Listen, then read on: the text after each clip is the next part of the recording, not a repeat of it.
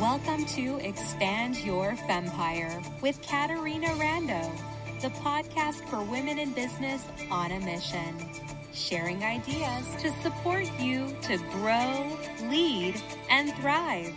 Now, here's your host, Caterina Rando. This is Caterina Rando with you again for another episode of the Expand Your Fempire podcast. Today we are talking about my absolute favorite topic. I think I have lots of favorites. Adding retreats to your revenue model and your client offering mix. I want you not only to massively monetize and thrive in your business, I also want you to bliss in your business. One of the most rewarding things is spending time with your clients at an exotic destination or even a rustic destination away from your regular business life. When people get away, when they change their environment, they're opened up to new ideas. They're opened up to seeing themselves differently, their businesses differently. And the other thing that happens, which is so wonderful when we get together live and in person at a retreat setting, is that community becomes even stronger. Relationships are built, grown, expanded. And when you create retreats for your clients, you will find that you are serving in a whole new way. Now you say, Caterina, why would I want to create a retreat? Well, let me tell you something. Yes, you have so much value to bring. You have so much to teach your clients. Yes, there's lots of ways that you serve. When you can give your clients memorable experiences with you, moments that they are going to treasure for life, this keeps them feeling great about you, your business, and it keeps them coming back. I have been offering retreats for, I believe, over 15 years. We have offered 3 retreats in Maui. I've done many retreats in Sonoma and Napa in the wine country in California. We've done a 10-day Mexican breakthrough luxury retreat on a cruise ship. I've also offered several programs in a retreat setting. Our speaker mastermind cruise, our cruise that is also a retreat on how to do women's retreats. Right now, we are having the Bliss retreat for women leaders on a mission. All of these retreats have been opportunities, not only for me to pour massive value into my clients, for us, though, to have fun together, to have amazing experiences that they wouldn't do on their own together. And as a result, they're blissing more in their lives and in their businesses. At one of our retreats in Napa Valley, we did grape stomping. We stomped grapes in these big barrels. It was so much fun. One of the things about retreats is you want to see if you can bring in things to do with your retreat participants that they probably wouldn't do on their own. And I would say that grape stomping is absolutely one of them. Seeing all the ladies with their bare feet in the wooden barrels having so much fun, I will remember forever. Next time we go to Napa Valley for a retreat, we will be grape stomping again. We played bocce ball. We've been snorkeling in the waters of Mexico. These are things that people absolutely remember forever. When you come on a retreat with me, we always have an afternoon tea, but we don't just have afternoon tea. We give all the ladies fascinators to wear. And when we go to dinner one evening, we give them multicolored, bright boas that everyone in the whole dining room notices because the feathers follow us wherever we go. Here's what I want to tell you. I want to tell you something. I like to have fun and I like hoopla. I would say fascinators and boas definitely fall in that category. I will also tell you on our next retreat, nobody knows this yet. I'm telling you a secret.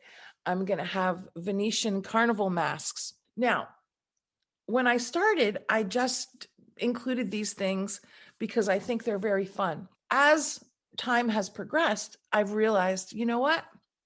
Each of these are an opportunity for visibility. One of the things that you do is you find activities to do together that are fun. They also, though, are a teaching point because I want my ladies to be loud and proud about their massive value. I want them to be comfortable with everybody looking at them and having more visibility. Therefore, we not only wear fascinators and boas, we actually promenade, as I like to call it, around the ship, like peacocking. This is so much fun. And a simple example of what you can do at a retreat that you can't really do in a workshop, definitely not virtually, and even live and in person. Retreats work because women love to get together. Retreats work because women love to build and expand their network. And the reason women love to get together is because they love to share.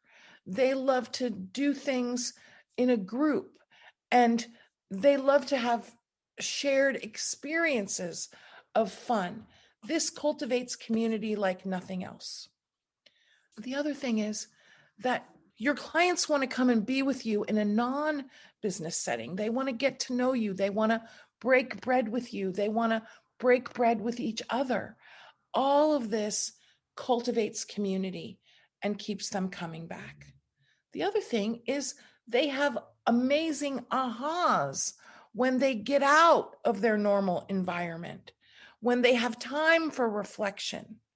They reflect on what they want to be different and better in their business.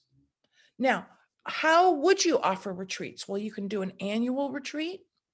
You could do a getaway where you're doing a program, but they're getting away to do it. One of the things that we're going to be doing in the future are sales adventures where we're going to go on a retreat and have sales class, but we're having a retreat too.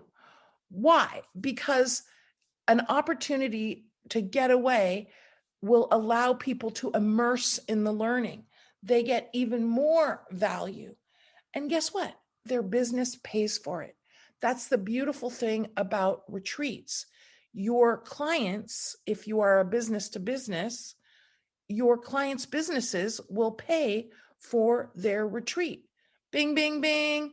That is really exciting. The other thing I want you to know is that when we can give people experiences that they will remember forever, that has them continue to feel good about your business. Okay, let's talk about some of the things that you want to ask yourself when getting started to do retreats. Let me give you a few questions to answer to create uplifting, value-packed retreats. First one, why are you doing this? Now, of course, you want to do it to get together and generate revenue and cultivate community. Is there an overarching purpose? And I recommend that there is for your retreat. I've done speaking retreats. I've done retreats on how to do retreats.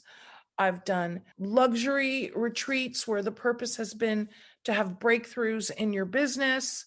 We're doing the Bliss retreat because I want you to bliss more in your business and your life. I've been to retreats where it's about planning for the next 6 months. Could be a planning retreat. I've hosted speaking retreats. What's the purpose of the retreat? Give it a purpose. Also, next question, what are you going to call it? Don't just say retreat. Give it a name that is on brand for your business. You know me, I like to talk about blissing in your business, which is why we have the Bliss retreat. Don't just say retreat, give it a brand name. Okay, next thing, when do you want to host your retreat? Now, here's a very important thing to note. The longer your retreat, the more time out you want to plan it. What I mean by that is if you're going to offer a 7-day retreat, a 10-day retreat, you've got to offer that several months in advance. Because if people have to go on a plane, they have to arrange childcare. Absolutely, you want to give them several months for that. And guess what that also does? It gives them several months to pay for it. Of course, you can't offer your retreat until you have a price, until you have a destination, until you have the dates. Recognize this. If you want to offer your retreat in several months, you better get started planning it a year, more than a year. Now, this is for a destination retreat. If you're going to do it in your living room, which can also be a retreat, that's fine. Then that can be planned closer in. The guiding principle I want you to embrace is the longer the retreat, the more time in advance you have to plan. I want to tell you something. Here's the other thing. When you plan it way in advance, we start to offer our retreats usually at least a year out when it is a week or more retreat. What it does is it allows you to include programming or bonuses or benefits that keep people engaged for all the months before the retreat. Right now, we're going and getting ready for the Bliss retreat. And by the way, please come and look at our website, CaterinaRando.com/bliss-retreat, because you'll also see there that we're offering classes, networking, sales blitzes, community engagement opportunities, because the last thing you want to do is sign somebody up for your retreat several months from now and say, hey, I'll see you there, and have no engagement between now and then. Did you hear that? As soon as people sign up for your retreat, even if it's several months away, you want to get them engaged. That is a sidebar super tip. And let me tell you what happens. We've got one amazing lady. She's coming on our retreat. Her name's Heather. She signed up for the retreat. Then right away, she started coming to my clubhouse rooms. She started coming to sales blitzes. She's meeting all the ladies in the community. She's coming networking. And as a result, by the time she gets to the retreat, she's going to know everybody there, even though she's one of the newest people in our community. And so far, we've only met virtually. Engagement is key to make sure that everybody that signs up, shows up, doesn't cancel, and keeps coming back. Okay, so you've got the purpose of your retreat. You've got the name of your retreat. You're figuring out ways to keep people engaged from now to when they show up for your retreat. Then you got to figure out, what are you going to do at your retreat? Let me give you a general guideline, because everyone's retreat is different based on your business, your clients, your purpose. What makes it a retreat? Well, retreats are when you are not in a classroom setting. That doesn't mean that you might not have sessions where they're coming and learning. I recommend you do. Retreats also have activities that they might not do on their own. When we have a retreat, we always have some movement. One day we do yoga. One day we do belly dancing. One day we do qigong. One day we've done veil dancing. And by the way, when you can give them shimmy belts and colorful veils, it makes it even more fun.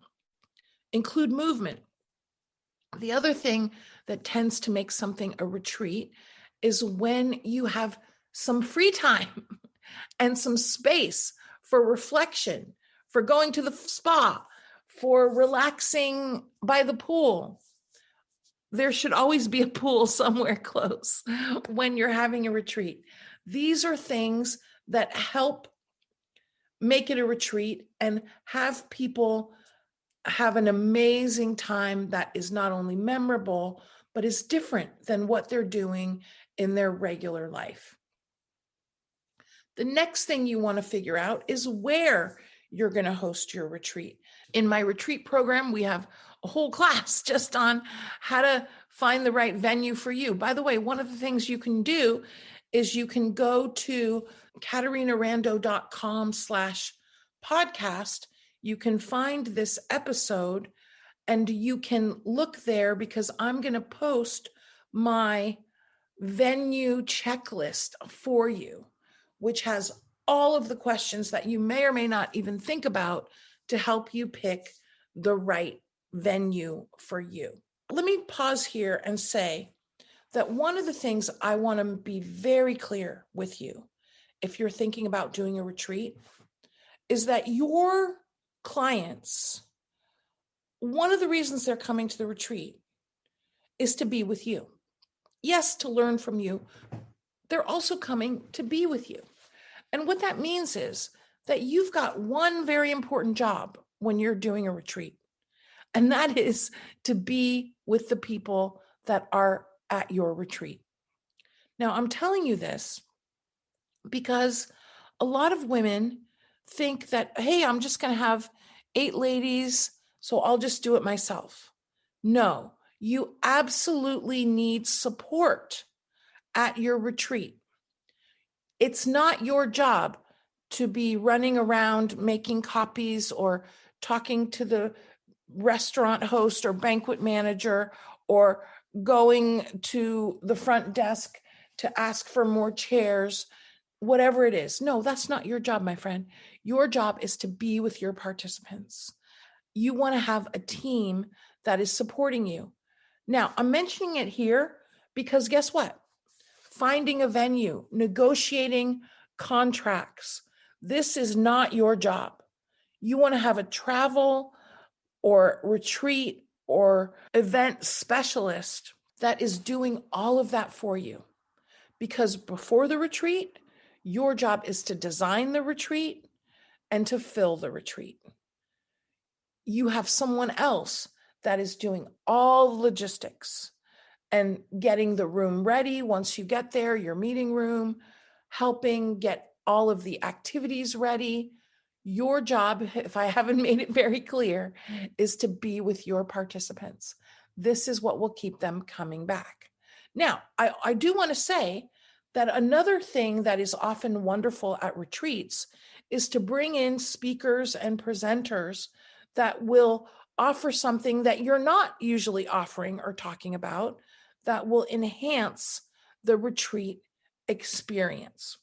For example, when we've done veil dancing and yoga and stretching and all kinds of things, my ladies that are there as participants, I'm calling on them, if they're a yoga teacher or whatever they are, I'm calling on them to do the movement portion for the day because that showcases them at the retreat. And they love that. In fact, other retreats I've been to, they always tend to bring other people in that don't really know the group, and the retreat host is showcasing someone else. Your participants, find out more about them. They would love to be showcased for 20 minutes, 30 minutes around whatever their specialty area is. Now, you can't do it for everybody usually, and this is a really nice bonus that you can give someone, is to allow them to present. Okay, another important question you have to answer. How many people are you going to have at your retreat? Now, the word retreat seems to imply that it's more of an intimate group. I can tell you, though, that some people host retreats with hundreds of people. I have not personally done that. Our retreats are up to about 36 these days.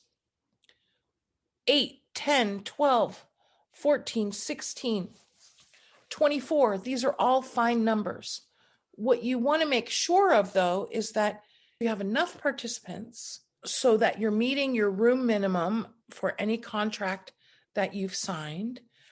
Also, that you are having enough revenue from the retreat participants to pay for your staff, to pay for your activities, and of course, to have some profit for you.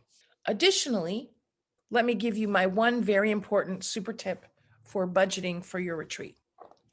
First thing, if it's a 1-day retreat, you guesstimate all your expenses and then you add 10% if it's a 1-day, 10% for miscellaneous. If it's a 2-day retreat, you figure out all your costs, guesstimate usually, and then you add 20% as miscellaneous expenses, unseen, invisible expenses. If it's 3 days or more, after you figure out all your costs, you add 30%. There are always extra things. I remember one year we were doing a retreat in Hawaii, and when we have our welcome reception, we have a chair massage person there to give all the ladies a 10-minute neck and shoulder massage upon arrival. By the way, this is a great thing to do at your welcome reception. Well, you know what happened was a lot of the ladies came late. Instead of having the chair massage guy for 2 hours, we had the chair massage guy for 4 hours. What was I going to say to the ladies? Sorry, I only budgeted for 2 hours? No, of course, I wanted to make sure everybody got their massage. And as a result, had to pay twice as much as I was anticipating. This is what I'm saying. There are always things that come up. I've opened boxes with hats or wraps for the ladies, and the inventory statement says exactly how many are supposed to be there, and we're 3 short, which means you got to run to the store, you got to buy them, because of course you want to get all your stuff shipped to the venue whenever possible so you don't have to schlep it across country or to wherever you're going. There's always extra expenses. You want to budget those in. Therefore, you're not stressing on the back end, because retreats do take a lot of effort. They do take a lot of time. It's great when you're massively monetizing. I don't want you to put all of your time and energy and heart into a retreat for several months and not have good monetization. And that starts with good budgeting. Next question. At the retreat, what are you going to offer? Because here's the guiding principle. At the retreat or at the thing, whatever it is, what do? You offer the next thing. Every time we've done a retreat, we're offering the next retreat.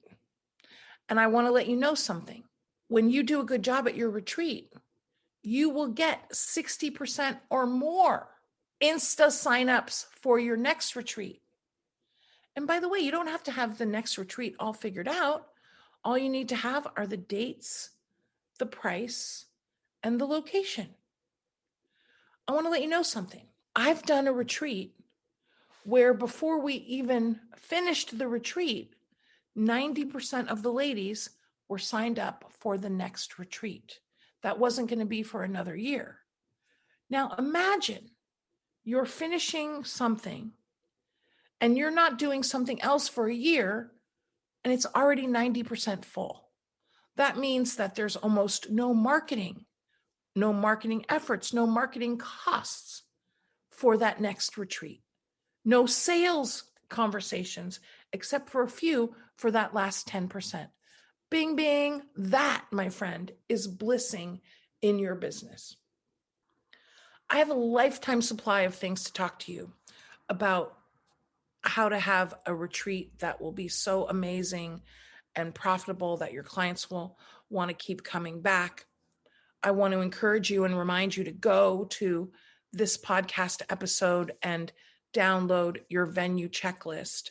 I want to let you know that we will be offering again soon our program or retreat on how to do retreats. The best thing to do, though, if you want to do a retreat, is go on a retreat. When you go on a retreat, you see everything that you would do and you see what you would not do. I'm inviting you to come on our next retreat. When you go to my website, CaterinaRando.com/bliss-retreat, you will see our next retreat. If you're listening to this podcast in sometime in the future, when you go to CaterinaRando.com, there will be a retreat there, because I love not only offering retreats, I love offering programs in retreat settings. And what happens when you come on one of these is that it will do for you what it has done for many of my clients, which has served as the force and momentum for them to do their own. I'm talking with you today about this important topic of including retreats, not only because it is an amazing revenue opportunity. I'm talking with you about this because hosting retreats for my clients has given me so much bliss. Also, though, I have seen the transformation that comes from taking women out of their regular environment and putting them in a retreat setting and watching them flourish and watching them go from quiet to promenading and inviting attention and reveling in the visibility. One of the other things I always want when I host a retreat is for the women to see themselves as more VIP when they finish the retreat than when they started. Meaning, often as women, we are caretakers for everyone. We are serving everyone. And I want my ladies, when they come on the retreats with me, to be served by the people that are at the hotel or on the ship, and to be treated like the amazing queen that they are. You are the queen of your fempire. You are the leader of your business. I want you to be louder and prouder about the value you bring. I want you to be louder and prouder about whatever your message is. And retreats support that happening, because when you go on a retreat and you have time and attention on you and what you want to create and what's next and what's new and where you stuck and where you blocked and what's the next level, you always finish the retreat a different, upgraded, more insightful, more leader woman than when you showed up for the retreat. That's what I want for your participants, which is why I want you to host retreats. That's what I want for you, which is why I want you to go on retreats a couple times a year. Again, come be on a retreat with us. They are awesome and amazing and life-changing, and they will catapult you to get started with your own. This is Caterina Rando, again, reminding you, you have massive, massive, massive value to bring. There is a lifetime supply of people to serve. I encourage you to be willing to try this new way of generating revenue that you will love. It will give you an opportunity to serve more people in a different way, to bliss more in your business, and it will absolutely keep your clients coming back. I love to talk about retreats. Call on me anytime for any reason. Facebook me, don't email me, Facebook me, Instagram me, send me a note on LinkedIn, text me, call me. I'm happy to talk with you about this, because not only do you deserve more revenue in your business, you deserve way more bliss. Mwah! I'm sending you some love. I cannot wait to be with you again here, or hopefully in a Zoom room soon, or live and in person. Join me on Clubhouse for our Thriving Women in Biz Club. Join me on Facebook for our Thriving Women in Business group. Come to one of my upcoming workshops. You know, I offer a free workshop at least once, sometimes twice a month. We have an amazing community of like-minded, like-hearted women for you to come and be a part of. All of this will support you to grow, thrive, learn, and bliss even more in your business. Until next time, go take what we've discussed and expand your Fempire. We hope you enjoyed this episode of Expand Your Fempire with Caterina Rando.